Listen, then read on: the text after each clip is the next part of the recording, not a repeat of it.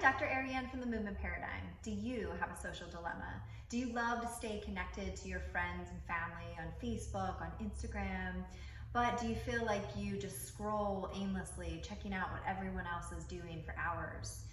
Do you feel addicted to the like button, and anytime you post, you can't wait to see who's responded to it? Well, if so, stay tuned. If you answered yes to any of those questions, then you are just like most Americans and people all over the world. And that we are seeking social approval. We are constantly posting and potentially comparing ourselves to what everyone else is doing. Meanwhile, all of the social media platforms have algorithms that know exactly what we're doing at all times. They know what we're thinking. They know what type of personality we have. They know what our interests are, hence all of the specific ads targeted towards us. They are watching every move we make and are therefore manipulating our decisions and our actions.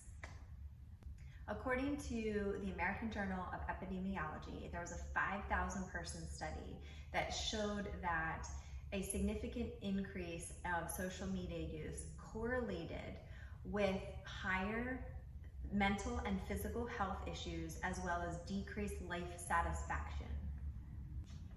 64% of the people that have joined extremist groups on Facebook have done so because the algorithms have directed them there. And the list goes on. If you have children or teenagers, I'm sure you're well aware of how it affects communication, how it affects their interests and what they decide they want to do. Where we used to go out and play, now they want to play on the computer or YouTube or Instagram or any other social media platform.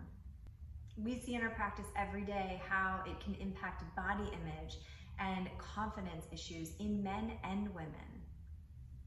But let's not forget all of the amazing things about social media, how it's great for businesses and marketing, how it's so powerful to be able to connect with people you haven't seen for years and years, how to be able to stay abreast of all the things that are happening in your family and friends' lives. So there's so many wonderful things, hence the social dilemma.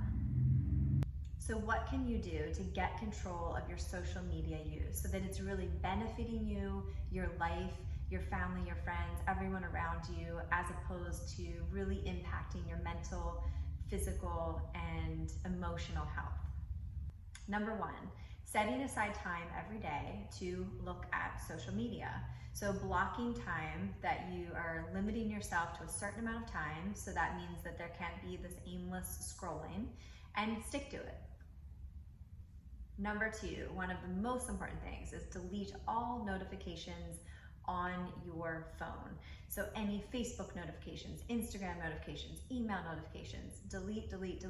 So that way you can choose when you are going to look at these different platforms, that you are not being dictated by the algorithms.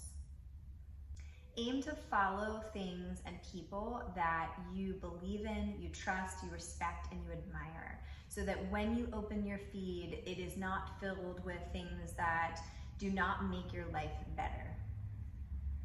Number four, please watch The Social Dilemma. If you haven't already, it is an outstanding movie that will change the way that you think. It has absolutely shifted my thinking and how I've organized my time and planning for looking at social media. And I hope that it will have the same impact on you and your family. As always, thank you so much for joining. Please make sure to subscribe to my YouTube channel, Dr. Ariane Missimer, for new content on mindset, nutrition, and movement every single week. Thank you for your support and stay well.